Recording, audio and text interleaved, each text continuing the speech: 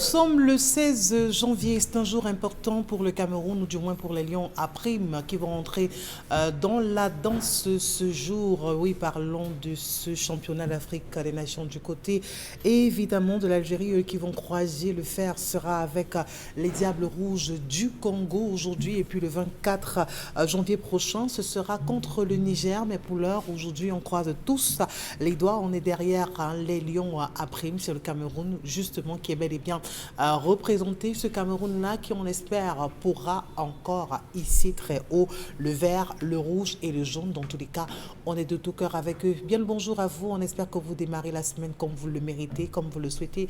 Dans tous les cas, en étant des nôtres, vous avez la température, vous prenez de la hauteur par rapport à l'actualité. C'est ce qu'on sait faire, si ce n'est ce qu'on sait faire le mieux. Et pour cela, on vous dit merci infiniment d'être des nôtres ce matin. Charles-Amène Battu, bonjour. Bonjour, bonjour à tous. Ça va, la voix est au rendez-vous ce matin, Charles-Amène? Ça va, on se bat, ça va aller. D'accord. Fabiola Fomé, bonjour. Bonjour Isabelle Carole, bonjour à tout le monde sur le plateau et bonjour à un bienfaiteur. C'est-à-dire? Oui, c'est-à-dire bonjour à un bienfaiteur qui m'a fait du bien. C'est-à-dire quoi, Fabiola? C'est-à-dire que je suis joignable. Parce que tu dis bonjour. Ah, d'accord. Ah, ok. Voilà. Oui, mais il fallait parler en français facile parce que moi, j'étais larguée là. Bonjour à un bienfaiteur, bonjour, je n'ai pas compris. Ah, donc finalement, il y a un téléspectateur qui vous a offert un téléphone. Exactement. Wow. Je lui dis merci, il a préféré garder l'anonymat. Ah, il garde l'anonymat. Oui, on lui dit merci ce matin.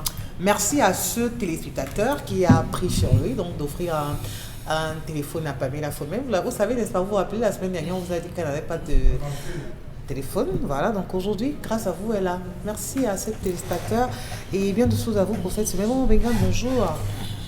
Bonjour Isabelle Carole, bonjour à vous chers téléspectateurs. Dominique Audrey Oyengalek, ce matin, c'est un jour particulier. Joyeux anniversaire, Dominique Audrey. Merci Isabelle Carole. Joyeux anniversaire également à toutes les personnes qui sont nées un 16 janvier. D'accord. La suite, l'histoire de ce matin n'est pas la vôtre? Non. Non, c'est l'histoire d'une jeune dame, une histoire assez compliquée. J'ai rencontré mon présent mari quand j'étais en classe de seconde et lui en première. C'était mon tout premier homme, le seul de ma vie. J'ai eu une grossesse en première, une fois que j'ai enlevé. Bien qu'il n'était pas d'accord et voulait arrêter ses études pour s'en occuper, j'ai eu la deuxième grossesse en terminale et mes parents m'ont fait avorter. Et j'ai eu une troisième en troisième année université et là j'ai accouché d'un garçon. Mes parents m'ont d'abord mise dehors et ensuite ils m'ont repris et mon mari s'est occupé de moi convenablement car c'est un bosseur. À l'accouchement, mes parents m'ont interdit d'informer et de m'éloigner de mon mari de moi et de l'enfant, chose que j'ai respectée. Le gars m'a fait convoquer au service social et là-bas, la dame du service social m'a demandé qu'il voulait voir mon père pour essayer de trouver une solution. Et là, ma famille a très mal pris en disant que c'est lui qui a fait exprès pour qu'on convoque mon père au service social. Ma famille a pris cela comme un affront impardonnable. C'est à 1 an et par tétutesse que j'ai fait rencontrer mon fils à son père pour la première fois. C'était la colère avec les parents quand ils ont su que je faisais voir l'enfant à son père à leur insu. Ils m'ont mise de nouveau dehors pendant quelques temps et m'ont repris. Puis un jour, il est venu voir mon enfant dans mon quartier et ma mère l'a su. Là, j'ai été prise de colère et je suis partie de la maison pour un moment et ils sont encore revenus me chercher. Maintenant, mon père est mort et il y a peu et j'ai eu un énorme problème lors du deuil parce que mon père est mort d'un accident de voiture et au lendemain de la dot de ma sœur. J'étais tellement meurtrie que je ne sais pas si j'ai suffisamment pleuré mon père pendant ce deuil parce qu'on ne cessait de me faire des reproches. Il y a eu des assises pour parler de ma relation avec le père de mon enfant. Je suis partie de la maison au lendemain de l'enterrement de mon père et mes frères et sœurs sont rentrés dans leur ville où ils vivent à Yaoundé. Mes efforts pour tenter de renouer avec ma famille s'est fait progressivement parce que tous m'avaient abandonné. Mais Dieu merci, le lien se remet peu à peu. Comment faire faire pour que ma famille accepte mon mari? Parce que ailleurs, il a demandé pardon à ma mère, il a voulu rencontrer mon père de son vivant pour lui demander pardon, mais ma mère n'a jamais permis. Que devons-nous faire pour résoudre ce problème? Voilà que mon père n'est plus là. Comment va-t-il faire pour demander pardon à mon père? C'est également un jeune qui n'a pas été conseillé, il n'a pas pris de conseil auprès de sa famille. J'ai déjà 3 enfants avec lui, je l'aime vraiment. Ils ne veulent même pas le voir en peinture, disant que mon père n'était pas d'accord avec cette relation de son vivant jusqu'à sa mort, mais mon père n'est plus là pour parler et pour qu'on lui demande pardon. Essayez un peu de me dire comment est-ce que je peux faire.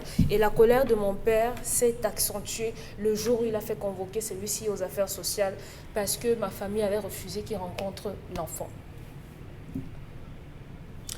Ils tombent enceintes quand ils sont sur les bancs. Oui. Et les parents ne sont pas d'accord de la grossesse de cette fille. On rejette le garçon. En fait, elle a eu 3 grossesses avec cet homme. Oui. Les 2 premières ont été avortées. La première à l'insu des parents, qu'elle a eu en classe de seconde, elle s'est fait avorter. La deuxième que les parents ont su, on l'a fait avorter lorsqu'elle a été à l'université en 3e année. Elle a gardé la grossesse, mais les parents lui ont dit on ne veut pas de cet homme, tu t'éloignes de lui définitivement et complètement. Jusqu'à ce que l'enfant ait 1 an, il n'a jamais pu voir son bébé. Enfant. Et ce qui a fait que le garçon se soit déporté au service social pour faire convoquer la fille et ses parents. Donc c'est ça que le père de la fille a très mal pris. Il a pris cela comme un affront et jusqu'à sa mort, il a dit « on ne veut pas de toi ». Sauf qu'aujourd'hui, le papa est décédé et la fille a 3 enfants. La famille ne veut pas recevoir le gars, mais elle vit avec le gars. Comment on fait? Comment elle fait? Je veux savoir, Parce que la famille... grossesse, c'était avec la complicité de son homme. Oui, c'est toujours lui. Je dis, il est au courant de ce qu'elle avorte. Oui, il est au courant. Il est au courant. Même s'il avait dit que tu peux garder, je vais m'en occuper, mais elle s'est fait avorter la deuxième. Mais aujourd'hui, alors qu'il est, elle a 3 enfants avec lui. Avec lui. Ils vivent ensemble, ses frères sont à Yaoundé, sa mère est vivante, mais sa mère ne veut pas le recevoir en disant ton père de son vivant avait refusé, moi-même j'ai refusé, tous ses frères sont contre. Comment gérer ce genre de situation. Alors bon, on continue à faire le concubinat parce que si on a déjà 3 enfants avec cet homme, ça veut dire que si minimum il y a l'écart, c'est peut-être 2 ans entre les enfants, on doit comprendre que peut-être qu'ils sont à 6 ans ou peut-être même plus de relation. Dans tous les cas, la relation n'est pas neuve ou du moins le concubinage ne date pas d'aujourd'hui.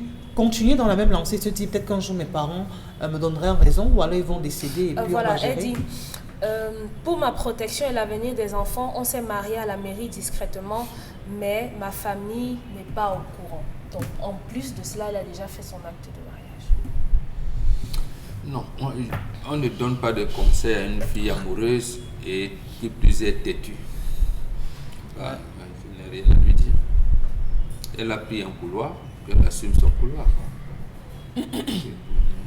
Qu'est-ce qu'elle veut aujourd'hui? C'est parce que si elle a pris sur elle d'aller se marier en cachette, je crois que c'est de haine, comme on dit souvent à la fin des films. C'est-à-dire que c'est bon, là, elle a tiré même ses propres conclusions, bon, Megan, ou alors bonjour la catastrophe.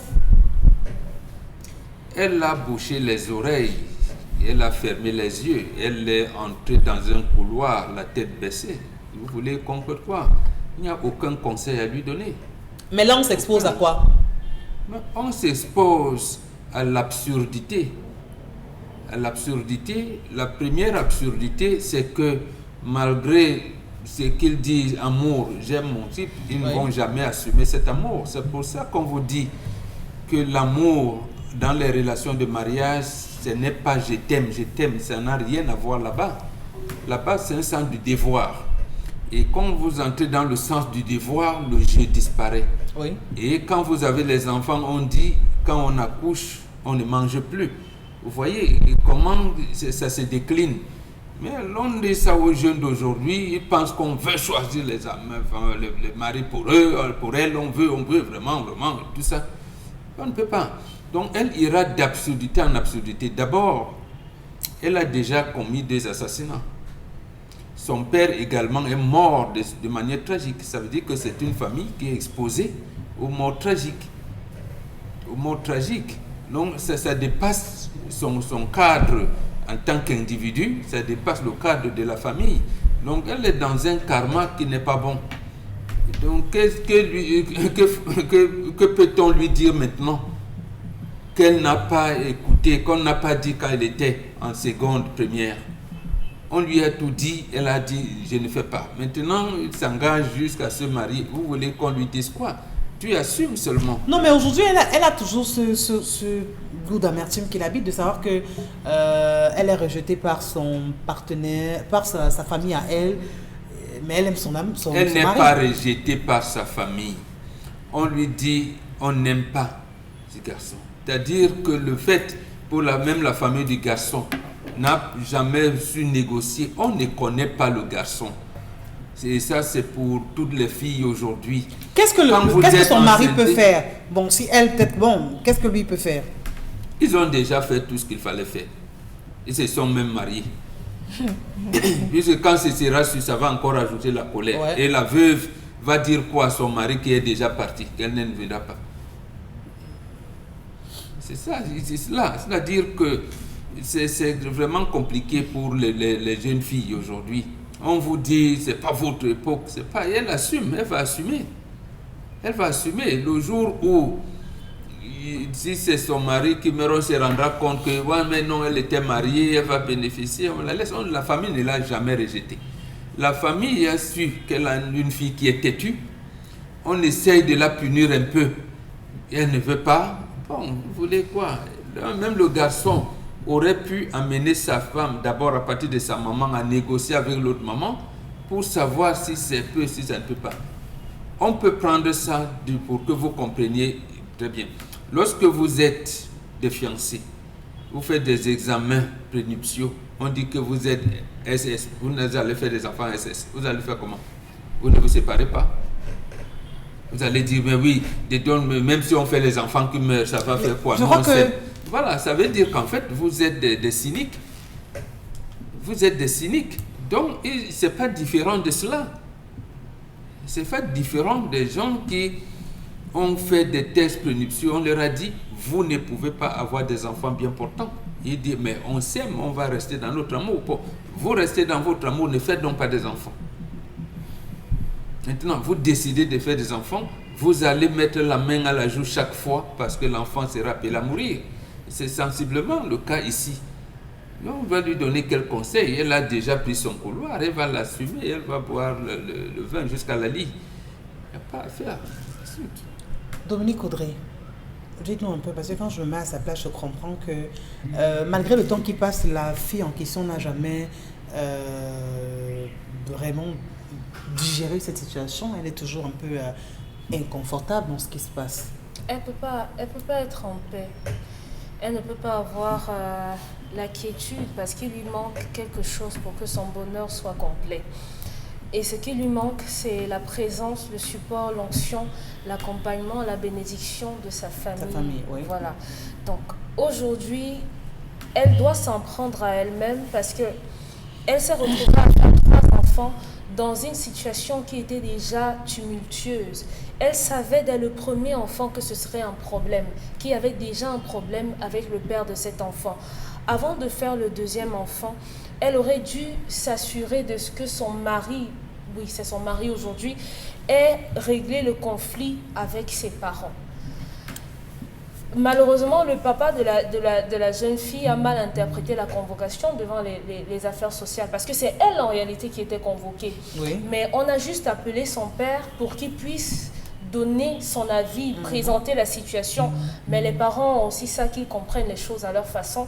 Donc on a mal interprété et malheureusement il est mort avec cette rage et cette rancune-là.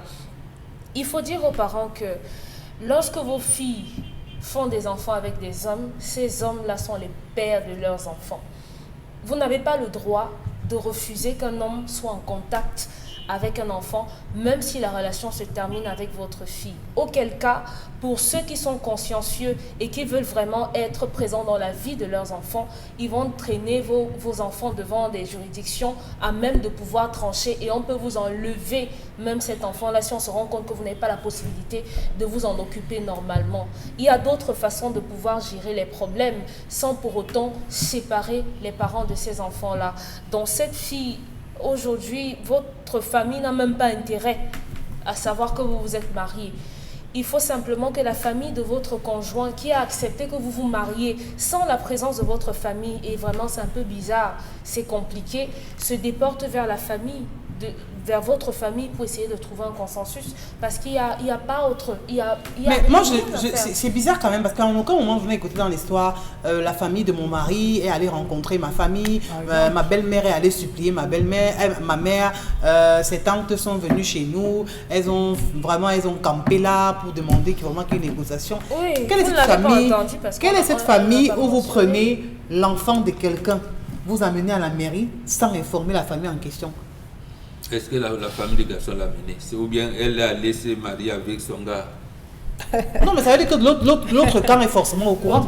Comment vous n'êtes pas sûr? Vous n'êtes pas sûr. Oui, mais je crois qu'elle regarde le programme Dominique Audrey. Elle regarde le programme Dominique Audrey. La famille du monsieur n'a rien fait. Je crois qu'elle l'aurait mentionné. Parce qu'elle dit, sa mère lui a dit, même si le ciel et la terre se croisent, des précisions là-dessus. Je n'accepterai jamais cet homme. Jamais. C'est ce que sa mère lui a dit. Que même ton père de son vivant a refusé. Donc elle aurait pu s'arrêter. Aujourd'hui, elle a décidé de persister. S'il y a une autre tentative à faire, c'est avec la famille de votre mari. Si à l'issue de cette tentative, votre famille reste campée sur cette position, alors vous continuez votre vie simplement, mais vous resterez toujours la fille de votre mère. Quand vous pourrez rendre lui visite, continuez d'être sa fille et de l'autre côté, vivez votre vie. Normalement, vous n'aurez pas l'onction, la bénédiction de votre mère par rapport à votre mariage. Mais ses petits-enfants, ce qui est sûr, ne les jettera pas. Mais votre mari, oui. Pamela Fomen, qu'est-ce que la jeune dame doit faire? Vraiment, elle doit s'en prendre à qui? À son mari, à sa famille, à elle-même? À elle-même. D'abord, à elle-même. Pourquoi? Parce que jusqu'ici, je pense que c'est elle qui a décidé. Quoi que sa mère a pu lui dire, parce que bien au départ, quand votre maman vous fait avorter d'un gars, vous comprenez qu'elle ne veut pas de ces gars, c'est assez explicite, on n'a pas besoin de dessiner. Lorsque elle se fait avorter pour la première fois, on peut comprendre, bon, j'essaie de lui trouver une excuse, même si jusqu'ici c'est pas normal, on peut comprendre que c'est la jeunesse ou alors elle était encore scolarisée. On avait cette idée comme quoi, lorsqu'on accouche, ça aura un impact sur la vie d'après, l'école et tout ce qui va avec. Mais quand le parent se lève pour dire qu'allons à l'hôpital, je te fais avorter, vous comprenez que la relation doit s'arrêter là. Vous n'avez pas besoin d'insister. Pire encore. Donc le parent, pour vous, c'est impossible que le parent se trompe? Non, c'est pas impossible. Il y a les parents, on a eu des histoires ici où les parents se sont trompés. Ils ont dit, je ne veux pas tel homme, mais au finish, l'homme là, c'était la bonne personne. Mais pour le cas de la dame, parce que jusqu'ici, on ne connaît pas la fin de l'histoire, peut-être la mère peut se tromper, ça, je ne sais pas. Mais je dis, si votre maman vous amène à l'hôpital, sous prétexte qu'elle vous fait avorter, ça ne sert à rien de continuer la relation. Vous allez de mal en pire en allant à la mairie signer un acte. Parce que quand, Père l'a dit, quand la mère sera au courant de ce que vous êtes marié à son insu, à l'insu de votre famille, vous comprenez que c'est un autre problème. Vous pouvez même convaincre la mère parce qu'elle est encore vivante. Et votre père qui est décédé, vous ferez comment pour le convaincre? Parce que de son vivant, il n'a jamais accepté cette relation. Il vous a dit, je ne veux pas de cet homme. Vous ne pouvez pas être dans une relation, vous avez des conflits entre votre mari et votre copain et votre mère ou alors votre famille. Et la famille de l'homme ne se lève pas. C'est qu'il y a un problème. C'est qu'il y a un problème. La famille de l'homme devrait rencontrer la famille de la femme. Essayer au moins de comprendre le nœud du problème. Qu'est-ce qui se passe? Pourquoi est-ce que vous ne voulez pas accepter notre fils dans votre famille? Moi, je connais des hommes que si vous tombez enceinte de lui, vous retirez l'enfant, la relation s'arrête. Il n'y a rien à faire. C'est pourquoi j'ai demandé à Audrey, est-ce que quand elle allait avorter pour la première fois, l'homme était au courant? Peut-être c'est une manière de mettre sa copine à l'épreuve parce que tu ne peux pas concevoir de ça veut donc dire que ça n'a donc pas découragé le jeune homme parce que le premier on enlève, ça me dérange. Vraiment pour lui, c'est pas un problème puisqu'il refait la même chose. La fille tombe encore à nouveau enceinte, les parents enlèvent. C'est la troisième grossesse qu'elle a gardée. C'est quoi cette manière de... Non, le jeune homme voulait montrer sa capacité d'être responsable. Ah d'accord. C'est ça, disons que j'étais enceinte en première, mais j'assume, je peux m'abandonner et me battre parce que je veux qu'on soit ensemble. C'est pas qu'on a. Maintenant, la famille décide d'enlever. Le gars dit, bon d'accord, puisque c'est la décision, notre amour continue. Deuxième grossesse, il dit, on décide d'enlever encore. Il continue à être là. Et justement, quand on rejette le garçon, il devait plus, il s'écliffe parce que là c'est un bandit, voilà le terme qu'on utilise. Que notre garçon a volé, vient même perturber votre famille. C'est la maman qui fait cette démarche auprès de la maman de la fille. Et ils ont eu tout ce temps.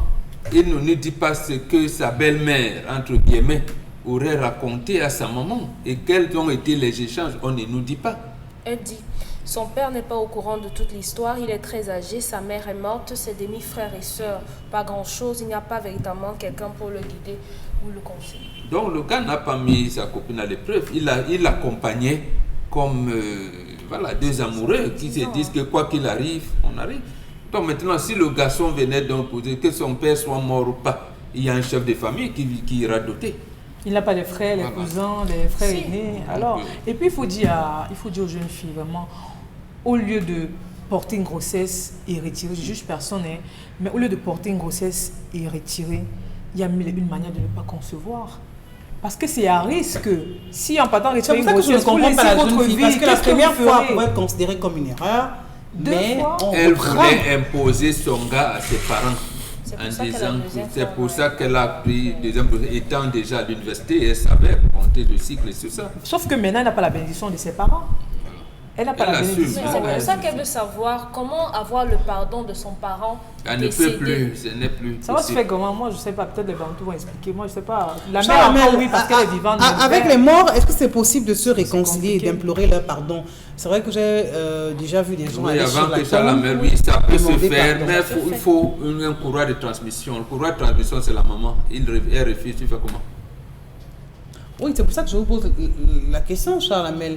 Elle commence par la mère, termine le père, ou elle va d'abord vers la tombe du père avant de revenir vers la mère. Encore que ça ne change rien, puisqu'elle est déjà avec ce gars. Et elle ne donne pas l'impression de vouloir le quitter. Cette fille est déjà mariée. Ma famille n'accepte pas mon mari que j'ai choisi. Voilà le sujet. Tout ce qu'on bavard de là. Ma famille n'accepte pas l'homme, le mari que j'ai choisi délibérément d'épouser. Quand elle allait se marier, qui a signé comme chef de famille, qui a signé comme témoin. Vous vous rendez compte que cette jeune fille a voulu emballer Dominique Audrey. Oui. Elle a même complètement emballé. Il n'y a aucune sympathie qu'on puisse offrir à cette fille. Aucune. Cette fille est assassine. Elle a tué. Elle a le sang sur les mains. Ne prenez pas l'avortement au premier degré. Elle a du sang sur les mains. Délibérément, elle décide de désobéir à ses parents. Délibérément, elle décide de reprendre encore la grossesse. Délibérément, elle décide d'aller se marier. Aujourd'hui, qu'elle vient voir Dominique, c'est pourquoi on lui dit quoi? Ouais, ancien, ça veut dire mal. C'est-à-dire que le choix l'a fait depuis. C'est depuis qu'elle a fait le choix. En aucun moment, dans le discours de Dominique Audrey, cette fille a regretté. Oui. Elle n'a regretté à aucun moment. Sauf à la fin, où elle dit comment je peux faire rien. Rien, vraiment rien. Qu'elle a vivre son mariage. C'est tout. C'est dur d'écouter ça comme ça. Hein. Prenons des messages. Quand on voit Charles Hamel être aussi bref. Non, la fille veut nous dire que nous devons dire à nos familles, laissez vos enfants s'épanouir. Non, mais on ressent la peine qu'il habite parce qu'elle se dit, je veux me réconcilier avec mon père. Non, elle se rend compte maintenant de la bêtise qu'elle a commise. Et oui, on fait tous des erreurs quelquefois. C'est pas une erreur, c'est une faute. Et la faute, on la corrige. À notre époque, à l'école primaire, on mettait faute grammaticale, c'est moins 4 points. Ce n'est pas parce que tu as commis 2 fautes grammaticales qu'au lieu d'enlever moins 8, on dit que quand tu as commis trop de fautes, on enlève seulement 4. Et on avait 0 en dictée. Si on a commis des fautes, on enlève le point. Faute d'orthographe, moins 2. Donc, elle n'a pas droit au pardon, cette fille? Elle n'en a pas droit. Elle n'en a pas droit parce qu'elle nous amène à condamner les familles qui empêchent leurs enfants de chercher leur partenaire. On ne peut pas être dans cette logique-là. Pamela, il faut même quelques messages. Ce genre de monsieur dont sa copine enlève l'enfant et continue la relation est tout simplement complice des différents avortements de sa copine. C'est Valentin depuis Limbé qui nous envoie le message.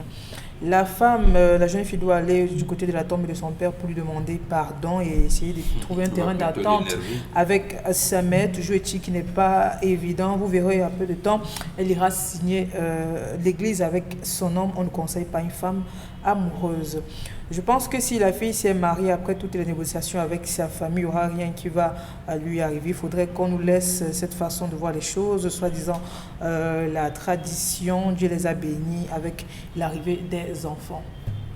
Bravo.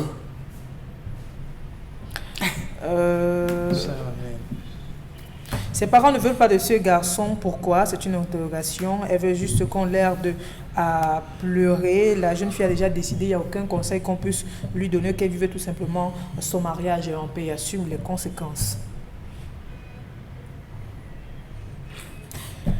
Alors, qu'elle s'attend à ce que les enfants aient également un problème à l'avenir. On ne peut pas se marier avec le désaccord des parents. On n'aura aucune bénédiction et le couple va certainement rencontrer des problèmes après problème. Il n'y a pas de lieu d'être de se mettre en couple avec ce jeune homme. Cette jeune fille doit revoir sa décision finale. Elle est divorcée. Autre message. Les filles d'aujourd'hui sont devenues très émancipées. Dès le départ, la maman n'a jamais accepté de cette relation. Pourquoi toujours insister de se mettre à cet homme? Je pense que la jeune fille est tout simplement responsable de tout ce qui lui arrive en ce moment. Les filles, soyons très vigilantes. Parfois, les parents voient un peu plus mieux que nous. Que la fille laisse que disent ses parents. De nos jours, les parents ne cherchent pas la femme ou alors le mari de leurs enfants. Puis encore que son père ne pouvait pas l'épouser. Le gars aime sa femme et sa femme aussi l'aime bien, c'est tout. Si le père est toujours fâché, qu'il ressuscite et vient les séparer. Un coup de gueule. C'est-à-dire, j'ai connu cette femme avec 2 enfants et ils sont à ma charge. Et maintenant, son ex commence. Ça, c'est une histoire. Les histoires, c'est à Dominique Audrey. Une fille qui a commis l'avortement abrite le démon en elle. Qui avorte une fois, avortera à plusieurs fois. Il faudra que sa famille sache arranger les choses pour le bien de ses petits-enfants. C'est Rodrigue qui envoie le message. En bref, je comprends que la jeune fille est tout simplement en train de regretter l'acte qu'elle a posé, mais il n'est jamais trop tard, que la mère pardonne et trouve un peu de force pour accepter son homme, parce que jusqu'ici, elle aime follement ce garçon. On ne conseille pas une femme qui est amoureuse. Donc, elle continue donc à savourer l'amour. Charles, est-ce qu'il y a vraiment pas des choses auxquelles les enfants ils s'exposent, ou alors ils sont à l'abri? Elle a déjà condamner ses enfants. Quand je suis quelqu'un dit que son père ressuscite pour venir les séparer. Les jeunes d'aujourd'hui plongent les familles dans un désarroi total. Un désarroi terrible. Voilà une fille que les parents ont essayé d'encadrer, protéger. Oui. Protéger. Va à l'école. Laisse l'affaire qu'on appelle amour là. Va à l'école. Dans la logique des parents, cette fille devrait aller à l'école. Mais la fille dit non, je veux vivre l'amour. Non, je veux accoucher. Non, j'ai choisi mon gars. Quand ce gars est allé épouser cette fille, la famille du gars était où? Ça veut dire que la famille même du gars est pareille. Ils ont donné leur OK, oubliant que c'est l'enfant de quelqu'un.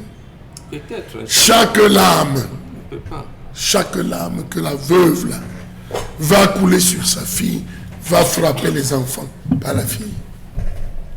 Les enfants. Donc ça veut dire que ce sont les générations qui sont déjà impliquées là. Ils porteront malheureusement les charges moins entretenues par leurs parents. C'est bien dommage. Parce que voir, comme l'enfant, le garçon aussi orphelin, qu'est-ce qu'il ne dit pas qu'il a dit que comme mes parents ne sont plus là, nous avons retrouvé, j'ai trouvé ma deuxième maman, on va dire, et que le reste de la famille n'est pas au courant. Mais c'est visageux le sentiment que cette fille est allée avec le consentement, la famille de ce jeune homme. Et là, c'est un peu problématique. Dans tous les cas, la colère à présent.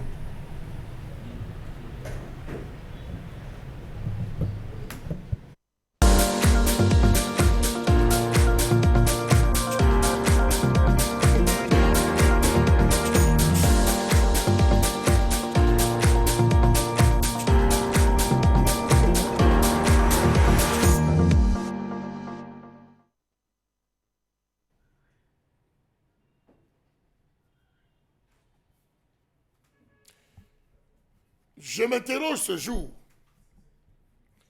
sur la question de l'impact réel de la mise en place d'une caisse nationale des personnels de l'État dans ce pays. Quel sera le rôle de la caisse nationale des personnels de l'État? Pourquoi l'implémentation d'une caisse nationale des personnels de l'État? Qu'est-ce qui nous garantit que cette fameuse caisse réglera définitivement les problèmes des personnels de l'État? Comment comprendre? Comprendre ce qui ne marche pas pour remplacer par ce qui ne marche plus. Comment comprendre qu'on cherche absolument à créer une caisse de résonance alors qu'on aurait tout simplement pu régler la question des blocages qui empêchent ou qui grippent le fonctionnement de la machine. Depuis des années, les agents publics de l'État à la retraite ne cessent de se plaindre qu'ils se retrouvent sans pension plusieurs années après la fin du service, du fait notamment du nombre d'administrations qui interviennent dans la constitution du dossier de l'ordonnancement à la liquidation. Pourquoi ne tout simplement pas simplifier la procédure d'enrôlement, mieux de constitution des différentes administrations intervenant dans la chaîne? Il faut penser à la déconcentration et la gestion de la solde des pensions. C'est l'une des plus importantes réformes à structurer pour la modernisation de la gestion budgétaire. Comment comprendre ces longs délais pour le paiement des pensions des agents publics camerounais? À qui la faute? Point d'interrogation. Comment comprendre que de nombreux agents publics à la retraite éprouvent d'énormes difficultés à entrer en possession de leurs dûs? Comment comprendre le calvaire? Mieux la souffrance qui entoure l'obtention de l'acte de mise à la retraite. Voilà un petit document. Pour l'avoir, l'acte de mise à la retraite, c'est un calvaire. 6 mois, 7 mois, 1 an, 2 ans. Savez-vous que parfois il faut monnayer pour obtenir ce précieux sésame? Savez-vous que certaines personnes, faute d'avoir monnayé, ont perdu la vie, faute de patience, dans d'atroces souffrances? Retraités sans argent, certains se rabattent au village et vivent dans des conditions de précarité. Qu'est-ce qui empêche le ministère des Finances, les responsables des administrations en charge des ressources humaines et des pensions de travailler au déblocage des graves dysfonctionnements qui existent dans la chaîne de production des actes de concession des droits à la pension? Comment comprendre que des pensionnés attendent plus de 4 ans entre la date de retraite et le moment de paiement définitif de leur droit à la pension? Incroyable. Savez-vous que cette attente est encore plus longue pour les veuves pour ce qui concerne la pension de réversion? Il faut le dire, l'État a acté désormais l'implémentation d'une caisse des personnels de l'État. Caisse nationale des personnels de l'État. Désormais, c'est cette caisse qui va gérer directement les personnels de l'État. N'oublions pas que au moins 5 administrations doivent intervenir dans la chaîne. Pourquoi ne pas réduire? Pourquoi ne tout simplement pas faciliter à travers l'obtention d'un seul document qui va résumer l'implication de toutes ces administrations? Au Cameroun, tout peut être facile, mais hélas, chacun veut contrôler à son niveau, chacun veut vérifier à son niveau, chacun veut voir clair à son niveau, chacun veut manger à son niveau. En Europe, c'est tout autant si facile. C'est une seule structure qui gère la question des retraites. Lorsque vous allez 3 mois avant, déjà 1 an avant, vous commencez à être signalé. Il faut produire des pièces. Avant même que la date de mise en retraite n'arrive, vous êtes appelé à produire des pièces.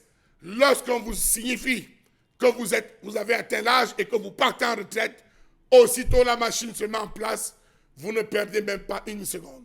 Mais au Cameroun, pour vous signifier, c'est un problème. On vous surprend.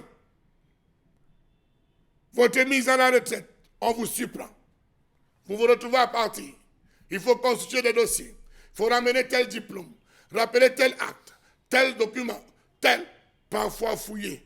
Les incendies, les inondations, c'est de la mer à boire au Cameroun. Et c'est vraiment compliqué, on se pose la question, qu'est-ce qui cloche? Pourquoi ne pas créer comme une sorte de transparence, de décentralisation, vraiment faciliter la tâche aux uns et aux autres sans que vraiment il y ait à faire autant de bruit pour remettre aux personnes ce qui leur revient de droit et qui en réalité ne devrait pas faire grand bruit. Ailleurs, on regarde et on observe comment ça se passe. Pourquoi ici des choses aussi basiques, comme rentrer en position de ce que vous avez passé de dures et longues années à bosser pour l'avoir à la fin, il faut que le monde tout entier soit au courant. Attends, quelque chose ne vous a jamais dépassé dans la vie? Ça a dépassé. Ça a dépassé les dirigeants de la République. Il y avait dans ce pays le statut général des fonctionnaires et agents de l'État. Je répète, statut général des fonctionnaires et agents de l'État. C'est là où on vous dit que la catégorie la plus élevée, c'est A2. Et on descend jusqu'à catégorie D. Il y a même prévu les agents décisionnaires, donc les gens qui ont le pouvoir de recruter. Vous entendez que le préfet peut recruter les agents de bureau, le maire peut recruter à tel niveau si le préfet a ordonné tant. Et on vous dit les employés de la mairie toucheront tant. Il existe même des contractuels d'administration. C'est-à-dire, vous, peut-être papa avait les moyens, vous êtes sorti ingénieur à Polytech de Paris, vous n'avez pas été à Polytech de Yaoundé. On estime qu'on doit vous recruter. On vous recrute à contractuel d'administration. Donc, il y avait un statut général de la fonction publique qui faisait que tous les 2 ans, vous avez un avancement indiciaire. Tous les 2 ans, on vous ajoute quelque chose, on vous ajoute. Et même l'âge de la retraite. À un moment, on a donc mis tout ça à plat, à zéro. On a commencé à trouver les statuts particuliers. On est arrivé même à une situation où les inspecteurs de police allaient à la retraite à 50 ans. Les infirmiers, 50, 55 ans, on devait aller à la retraite. Après, on vous dit, les magistrats, ils peuvent aller à la retraite à 65 ans, ils ne sont pas nombreux, ils ne sont pas. Donc, on est arrivé à des statuts particuliers dans un environnement où même le fichier solde de l'État ne maîtrise pas. Et quand vous êtes donc recruté à la fonction publique, comme personnel de l'État, même comme contractuel, ce suivi-là devait faire en sorte que de manière automatique, on sait que oui, vous êtes de la justice, vous allez prendre la retraite à tel moment. Vous êtes enseignant, vous êtes ci ou ça. Voilà, de tout. Donc à ce moment-là, le solde part. Vous commencez à... C'est-à-dire que même si vous avez un décret parce que vous ne pouvez pas sortir un truc qui va à la retraite. Vous voyez même comment le chef de l'État proroge souvent de 2 ans. Parce que s'il ne proroge pas, en principe, votre salaire avec tous ces indices ne sort plus. C'est l'argent de la retraite que vous devez percevoir. Et on vous amène à produire encore les bulletins de paye sur une durée pour vos 3 dernières années, alors que c'est eux qui vous payez, c'est eux qui vous faisaient des progressions indiciaires et tout. On vient donc créer une caisse aujourd'hui pour faire quoi? Pour un corps qui a un statut. A-t-on vérifié là-bas et constaté que, comme on ne maîtrise même pas le fichier solde de l'État, on ne sait même pas le nombre de fonctionnaires qu'on a? C'est peut-être cela. On va aller au comptage physique. Je pense que c'est là où le ministère des Finances a déclenché le processus depuis 1 an et demi ou 2. Donc on ne sait même pas combien nous sommes, je peux parler de portefeuille de l'État, pour les prendre en charge. Et aller vont créer donc quelle caisse. En réalité, la réforme que le chef de l'État lui-même avait dit observer, c'est la réforme, je pense que c'est le ministère là que Grégoire Ona, chef de département, travail et sécurité sociale. Donc on était en train de voir dans quelle mesure on peut quitter de la prévoyance à la sécurité sociale. C'est-à-dire que les fonctionnaires et tous les salariés du monde public ou parapublic ou privé, comment ils pouvaient avoir, y compris même sur les non-travailleurs, comment entrer dans une espèce d'assurance maladie universelle, d'une sorte de sécurité sociale, mais là où le fichier solde de l'État même n'est pas maîtrisable et on commence des turpitudes, au quartier on dit que ça m'a dépassé. Mais on connaît aussi la formule, quand tu ne peux pas, tu laisses. Donc, ça veut dire que, Charles, mais très vite, on perçoit les limites de cette caisse-là qu'on se permet de faire ou encore d'avoir aujourd'hui. Charles, mais... Charles, a planté. Oui, un excès de colère peut-être. Je sais de voir. Alors, ce que je vais dire, c'est que tout est fait à dessein, vraiment. Je pense qu'on peut éviter cela. À dessein, on peut éviter non, ça. fait exprès. Je veux dire fait exprès par le gouvernement, parce qu'on peut éviter cela. Hein? Si Mbombo Mbenga va aller en retraite dans 5 ans, on peut anticiper. On peut anticiper cela. Ok, Mbombo Mbenga, fournissez-nous tel document. Parce que si vous, le sujet, vous ne parvenez pas à entrer en possession de vos droits, vous imaginez que si vous n'êtes plus là, vos enfants feront comment? Est-ce qu'eux, ils réussiront à entrer en possession de vos droits? Si un Camerounais va en retraite en 60 ans, on connaît ce qui représente 60 ans, encore que peu de personnes y arrivent. Maintenant, s'il faut patienter 4 ans minimum, et aller au-delà, 5 ans, 10 ans, vous mettez comme 10 ans sur 60, 70 ans, vous voyez un père traîner dans les bureaux parce qu'il réclame quelque chose qui lui revient de droit. Pourtant, on pouvait anticiper cela. Heureusement, je préfère dire heureusement, nous sommes en 2023, encore que le Premier ministre l'a évoqué l'année dernière en novembre, il trouvera une situation pour ces personnels de l'État.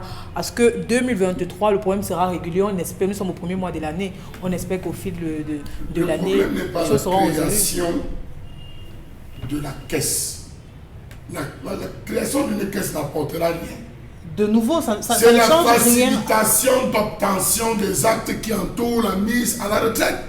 Cette fluidité-là, c'est ce qui... C'est la complication qu'il y a aujourd'hui. C'est-à-dire, vous devez travailler, vous avez des documents que vous devez prendre dans tel ministère. Vous avez tel document dans votre service, vous devez prendre des bulletins sur 3 ans. Ce n'est pas aisé. C'est des choses qu'on peut mettre déjà en place dès le début. Vous savez, il y a des structures qui doivent se mettre en place. On sait que dans 3 ans, dans 2 ans, dans 1 an, Pamela Fomen va aller en retraite. On signifie à Pamela Fomen que dans 1 an, vous aurez atteint l'âge d'aller à la retraite. Bien vouloir nous fournir tous les éléments. Tel document. Vous êtes en service. Vous avez le temps de préparer, d'aller prendre l'acte de mise à la retraite, Vous vous rendez compte que lorsque vous arrivez à la retraite, vous avez déjà constitué l'ensemble de tous les documents qu'il faut. Oui, ça pèse à ce niveau. Pourquoi ne pas rassembler ça dans un seul document? Un seul document qu'il faut obtenir présenté pour faciliter un Je vous coupe pas, C'est ce que je dis justement. que- Non, le ministre, non, Fassali Daro, il y avait démissionné là. Gargaman. Le ministre Gargaman, justement, avait déclenché cette réforme. On l'a bloqué. Il fallait ça. On l'a Juste un bloqué, document. justement. Donc, Dominique Audrey, pourquoi est-ce qu'on s'arrange à coaguler? Parce que là, Oui, c'est vraiment- même ça, coaguler. c'est coaguler, c'est une situation qui a du mal à être fluide. Pourtant, tout le monde, c'est-à-dire que lorsque vous entrez en fonction, c'est connu de tous que vous allez automatiquement arrêter à telle année et vous pouvez donc déjà mettre votre dossier à jour. C'est d'abord éparse. Et je ne sais pas, peut-être la raison, le bien fondé, ou alors on se fait plus de sous, de déposer un document chez tel, d'aller chez tel autre, déposer un autre. Pour la même personne, vous avez une multiplicité de documents à pouvoir fournir et à déposer pour la même cause. Parce qu'à chaque étape, il va falloir donner un jus, faire ceci, faire cela. Ici, moi, je vois l'informatisation des systèmes qui semble être un problème ici. L'annonce de la création de cette caisse, il a dit, le ministre, que ça devrait être réservé exclusivement au personnel de l'État. Ça suppose que cette caisse, là-bas, il n'y aura pas de problème. Qu'en mettant ça sur pied, vraiment, il n'y aura plus de plaintes. Il n'y aura plus aucun... Vraiment... Donc, vous pensez Charles qu'avec le numérique, ça pourrait aller plus vite, on aura une Peut-être c'est large ça. visibilité là-dessus? Peut-être. Certainement, c'est ça. Il n'y aura plus de mélange. Il n'y aura plus de mélange. On n'aura plus à se bousculer. Non. Exclusivement le personnel de l'État sera affilié à cette caisse-là. Donc, on n'aura plus à avoir de colère à ce sujet. Parce que, en annonçant cette caisse, c'est un aveu d'échec. Ils sont en train de reconnaître que le reste ne marche pas. Ça n'a jamais marché et que ça ne marchera pas. Conséquence, on va essayer une autre tentative. Oui. Mais le temps d'implémentation de cette autre caisse-là, ce sera encore Un gâchis. un gros gâchis pour les personnes qui vont devoir toucher cet argent parce qu'on va devoir dire maintenant, il faut commencer à vous transférer dans le nouveau système. Ça va encore rallonger les plaintes, rallonger le temps d'attente, rallonger un certain nombre de choses. Charles Amel a suggéré quelque chose. Un seul papier, Un seul. un seul document. Qui va comporter tout. Un seul document. Si aujourd'hui, on se retrouve à ne pas savoir qui doit aller à la retraite à tel moment et qui a besoin de ci, ça, il faut prouver telle ou telle autre chose, ça signifie que dans les systèmes informatiques, rien ne va. Encore qu'au Cameroun, vous avez des gens, lorsqu'il sait qu'il va aller à la retraite, il va négocier pour ne pas partir. Voilà. Il va modifier l'acte Oui. de départ, c'est-à-dire son âge, son acte de naissance. Il remodifie tout et recomplexifie tout.